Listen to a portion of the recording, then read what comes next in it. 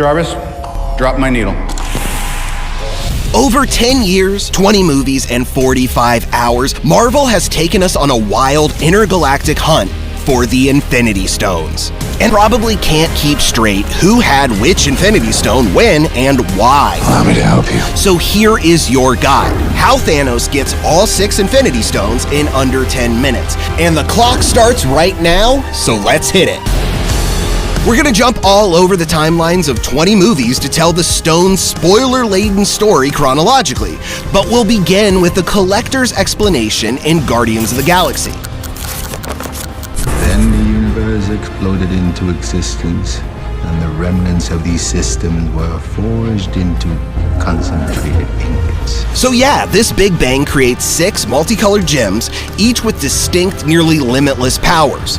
The Space Stone comes on the scene first, that pretty blue one in Thanos' gauntlet, but the MCU introduces it long before we, or the characters, know what it is, during this post-credits scene in 2011's Thor. If we can figure out how to tap it, maybe unlimited power. The Magic Space Square, or Tesseract, as they call it until Thanos pulls the Space Stone from inside it, don't worry, we'll get there, is protected by King Odin on Asgard for eons, until he takes it to Earth for some reason, and leaves it in Norway for another perfectly good reason, I'm sure. This is where Red Skull gets his grimy hands on it, in Captain America: The First Avenger.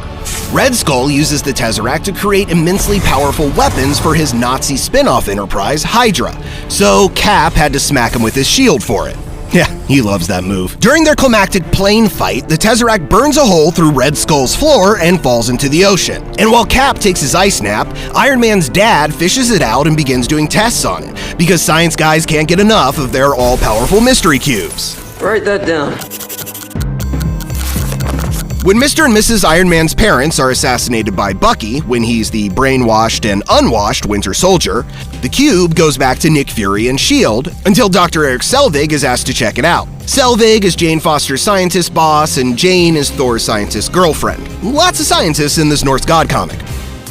Anyway, back to that scene where Fury shows up with the briefcase. So Selvig's mind is being controlled by Loki, that little stinker, and thus the events of the first Avengers movie unfold as a mad dash quest for control of the Tesseract/Space Stone. You will have your war as Guardian. Loki knows he won't be able to just stroll in and yoink the Tesseract, so the Other, who is essentially Thanos' executive assistant, gives Loki this scepter, which can shoot energy blasts and control minds because it is powered by the Mind Stone. Sorry, getting ahead of myself, because we didn't know that yet, and Thanos may have not known it either, because if he had, he probably wouldn't have handed over one of his Infinity Stones to a doofus like Loki. I have been falling for 30 minutes! You can handle it from here. Loki's surprise attack prompts the Avengers to assemble for the first time in 2012's The Avengers, even though they didn't really have anything to avenge quite yet. So it takes 2 Iron Man movies, 1 Thor, 1 Captain America, and an Incredible Hulk with a different Bruce Banner to get to this point. But now, the Infinity Stone storyline really begins to cook. Luckily for Loki, the Avengers are so busy fighting each other that he has time to use the Tesseract/Space Stone to open a portal to another dimension to allow the Chitauri Death Troops through. But Iron Man nukes their mothership, and Black Widow closes the hole with the scepter. Loki loses, and the new, improved, but still incredible Hulk does this to his face.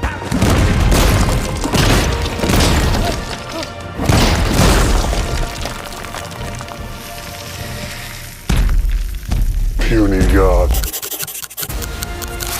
The Tesseract/Space Stone goes with Thor to fix his Rainbow Bridge teleportation road, aka the Bifrost, and it remained in Asgard until the whole place is blown to hell in Thor Ragnarok.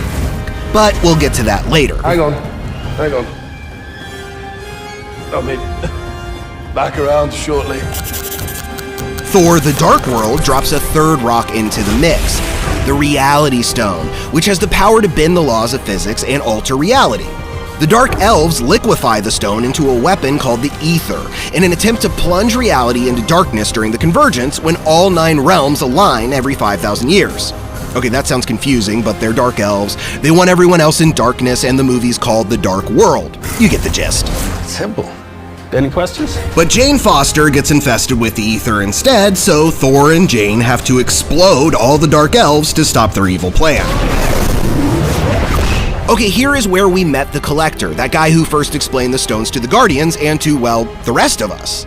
Thor's fellow Asgardians leave the Ether/Reality Stone at the Collector's intergalactic storage unit on Nowhere, because they worry about having 2 Infinity Stones in one realm, since the Tesseract/Space Stone is held in Odin's vault. 1 down. 5 to go.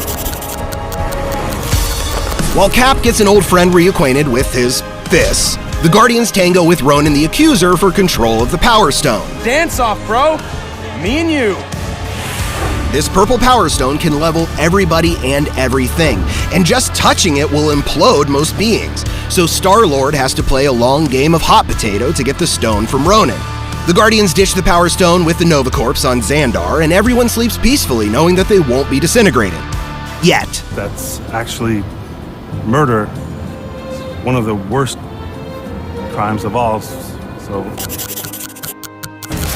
Back on Earth, the scepter returns when it falls into the hands of Hydra in Avengers Age of Ultron. They use the scepter/Mind Stone to perform human experiments and create the enhanced, because Disney can't say mutant until they buy X-Men and/or Fox, so enhanced twins known as Quicksilver and Scarlet Witch. You didn't see that coming? The Avengers recover the scepter with the intention of hiding it in Odin's vault, but Iron Man, still suffering from the shock of fighting the Chitauri and losing nearly everything he held dear during Iron Man 3, wants to use the scepter to defend Earth. Iron Man and human form Hulk, Bruce Banner, program the artificial intelligence known as Ultron to protect the planet. But like HAL 9000, Skynet, and Dominic Toretto, Ultron goes rogue. I wanted to take this time to explain my evil plan. Ultron drops the city and the ball, and the Scepter's Mind Stone ends up literally in the mind of Vision, who is part and parcel to the stone. So at that point, the Avengers have a living, breathing Infinity Stone fighting for the good guys. Which doesn't do much because Cap and Iron Man beef over Bucky, while Ant-Man bursts onto the scene first in a solo venture, then in both teeny and humongous varieties. Look, I want to say, I know you know a lot of super people, so thanks for thanking of me. This is when Doctor Strange flies in on his sentient cloak to control the Time Stone, a green gem that can manipulate time. The stone is encased in the Eye of Agamotto to protect its use and abuse from splitting the universe into conflicting timelines. You know, like in that really old movie, Back to the Future Part 2? Jesus, Tony, how old is this guy? I don't know, I didn't carbon date him, he's on the young side. Doctor Strange masters the Time Stone and traps evil demon dude Dormammu in a time loop until he backs up off Earth. Later, the wizard locks the Eye of Agamotto away so no one else can try to get cute with time again. Alright, bye-bye. The Infinity Stones chill out for 3 more Phase 3 Marvel movies: Guardians Volume 2, Spider-Man Homecoming, and Black Panther. But they were just getting their beauty sleep while Thanos armchair quarterbacks his master plan. Thor Ragnarok gives us another peek into Odin's vault, where we see a fake replica of Thanos' gauntlet and the very real Tesseract that Loki is finally able to steal. Like he's been trying to do since before Hulk did that thing to his face. Yep, that's the one. And it's all led up to this moment, when Thanos, aka the Grizzly Grimace, launches his Infinity War by hopping off that throne to start fetching new rocks for his collection. Off-screen, Thanos begins his Steamroll the Universe campaign on Xandar by laying waste to the Nova Corps and retrieving that purple wonder, the Power Stone. Thanos and his fugly foursome wipe out the fleeing Asgardians and pry the Space Stone from Loki's cold dead hands. That's when Team Thanos splits up to retrieve the remaining 4 stones. That's right, 4. One we still haven't had the pleasure of meeting quite yet. In New York, Doctor Strange and his Time Stone are kidnapped and rocketed back to Titan, Thanos' home planet. The Guardians arrive on Nowhere to collect the Reality Stone from the Collector, but they are too late and Thanos already has it. He nabs Gamora because she's the only one who knows where the final gem is kept, the Soul Stone. Our old pal Red Skull tells our new buddy the Purple People Killer that he'll have to sacrifice his love to obtain the mysterious orange gem. So Thanos chucks Gamora over the edge and leaves one stone richer. We don't do that here. Thanos takes the battle to Earth, where the Avengers and the Wakandans defend Vision and the Mind Stone that's lodged in his forehead.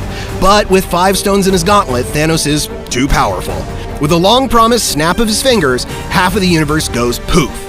And Ant-Man gets trapped in the quantum realm, which means Ant-Man and his quantum power might be the Avengers' only hope for fixing what Thanos has done. Cool. Yeah.